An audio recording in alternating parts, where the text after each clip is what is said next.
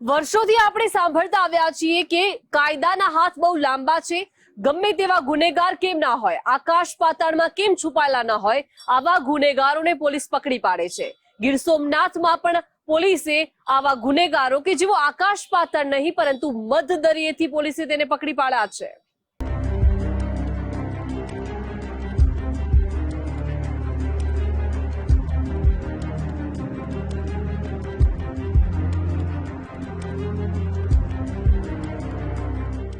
જે 7 દિવસથી પોલીસને આપી રહ્યા હતા હાથ તાળી, જેમણે 50 વર્ષીય મહિલાની લૂંટી હતી લાજ, જેમણે પકડવા પોલીસ માટે બની ગયો હતો પડકાર, જે પોલીસથી બચવા ભાગી ગયા હતા મધદરિયે, એમને પકડવામાં મરીન પોલીસને મોટી સફળતા મળી છે।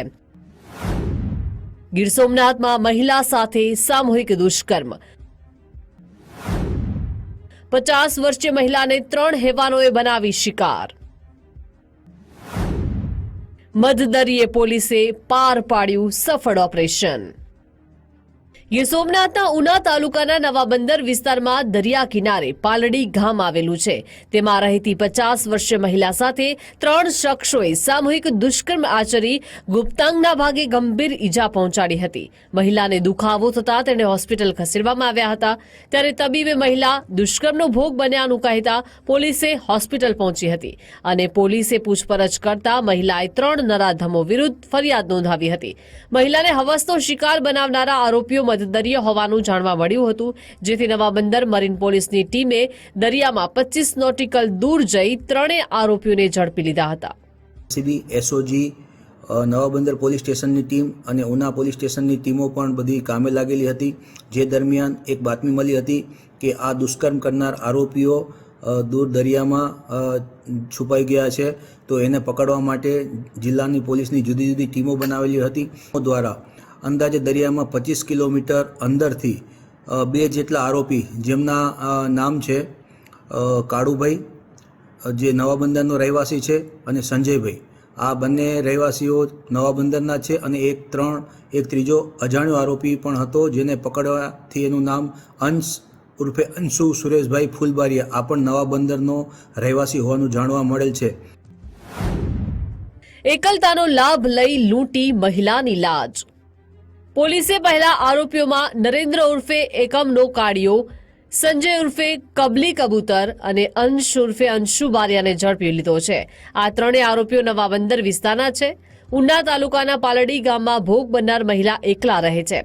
એકલતાનો ફાયદો ઉઠાવી 7 દિવસ પહેલા આરોપીઓ મહિલાના ઘરે આવ્યા, મહિલાને બાઇક પર બેસાડી સાથે લઈ ગયા, ત્યારબાદ કોઈ પદાર્થ સૂંઘાડીને બેભાન કરી સામૂહિક દુષ્કર્મ આચર્યું હતું।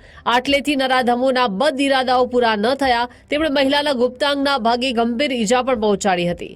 પોલીસ સમક્ષ મહિલાએ આરોપીઓનું વર્ણન કર્યું અને તેના આધારે પોલીસે 3 આરોપીઓના ફોટા બતાવ્યા હતા। મહિલાએ ફોટો જોઈ 3ની ઓળખ કરી લીધી। 3 આરોપીઓ માછીમારી કરવા અને પોલીસથી બચવા માટે દરિયામાં ગયા હતા।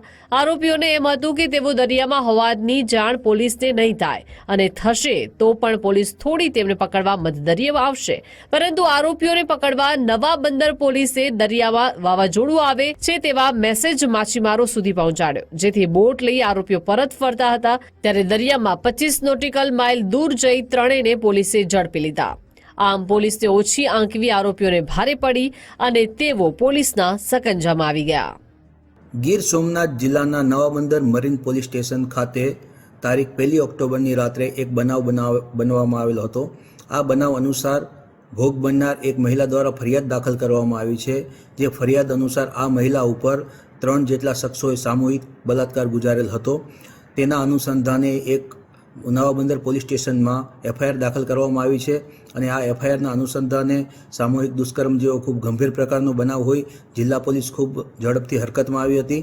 સામૂહિક દુષ્કર્મના આરોપસર જે ત્રિપુટીને પકડવામાં આવી છે, તે 3 શખ્સોએ જે રીતે આ ગુનાને અંજામ આપ્યો છે તેના પરથી આરોપીઓના ગુનાહિત ભૂતકાળ વિશે પોલીસ તપાસ કરી રહી છે। ભાવેશ ઠાકર, ગુજરાત ફર્સ્ટ, ગીર સોમનાથ।